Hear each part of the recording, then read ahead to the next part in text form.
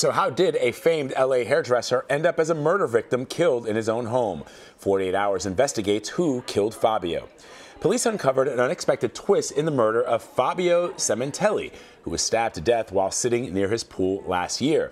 2 suspects were caught on surveillance video, but their identities were hidden. The killers were thought to be part of a notorious group of home invaders targeting Hollywood celebrities. Michelle Miller shows us the unexpected evidence that transformed this case. Here's a preview of her 48 Hours report. New surveillance video of knock-knock burglars caught in the act. So this is LAPD footage. Yeah, they know what they're doing and they know what they want. Gangs of the so-called knock-knock burglars have wreaked havoc in wealthy Los Angeles neighborhoods for several years. Since January, at least 7 celebrities had hundreds of thousands of dollars worth of jewelry taken. High-profile victims include $300,000 from former Lakers star Derek Fisher, $175,000 for Nicki Minaj, and $2 million from Alanis Morissette's Brentwood home. But back in January of 2017, they were linked with a murder for the first time. Fabio Sementilli was a famous hairdresser and beauty executive. Does everybody welcome Fabio? Hey everybody, Fab here for another Fab Style Friday. Fabio was bigger than life in the industry. I love it.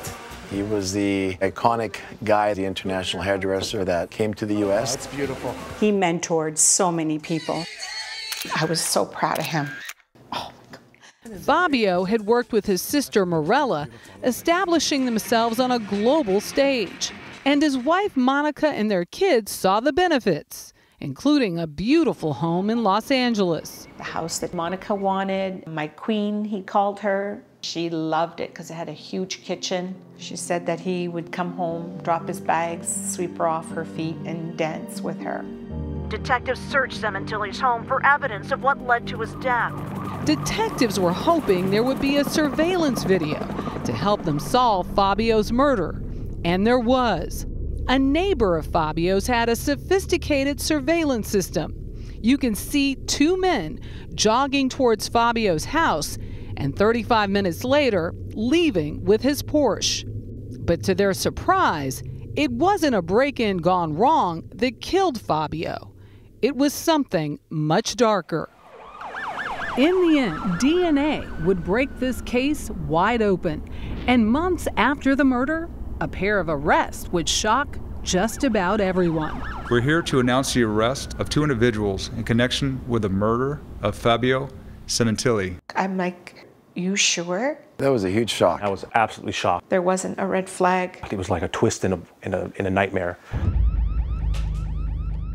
CBS News correspondent Michelle Miller is here with the details on this dramatic report. 2 arrests. Certainly got us on edge. You got to give us something more. Yeah. I can't tell you anymore because you're going to watch tomorrow night. But I can tell you that one of those individuals running into his house and then later leaving in his Porsche, they were arrested. The second arrest was a stunner. You're not telling us who that is. And I'm not telling you. I will tell you, you saw 2 suspects there. Yeah. There are 3. There's 3. Okay, so did the surveillance become a bigger part of the story? Totally, Yeah. because that surveillance video, which was actually a neighbor's video, gave police enough to go on in terms of who they were looking for because the time matched. These guys leaving with his Porsche matched.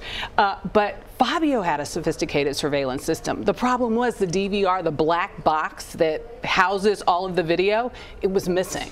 They couldn't find it. That's something you... Yeah, but here's the thing. It was hidden above the garage in a super hideaway place. Like right? You'd have to know where it was. You'd have to know. The second thing about surveillance on his system is that you could remotely access it. And you needed passcodes, you needed certain IP addresses, and it turns out one of those people had it. It was a very sophisticated surveillance system, right? That was connected to like... What was interesting was his system was, the cameras were just outside of the home, none inside. But it was enough that the people who committed this crime felt as though they needed to get their hands on it. And it was like you could access it from your phone. From your iPhone. From your iPhone. And anyone could as long as you had those passwords. Outside cameras, inside job. Oh, look at you. I know. I know. You are clever. I'm sure that's not what you titled this, though. Michelle Miller, fascinating. We will be watching. Thank you very much. You can watch Michelle's full report, Who Killed Fabio, tomorrow night on 48 Hours. It airs at 10, 9 Central on CBS.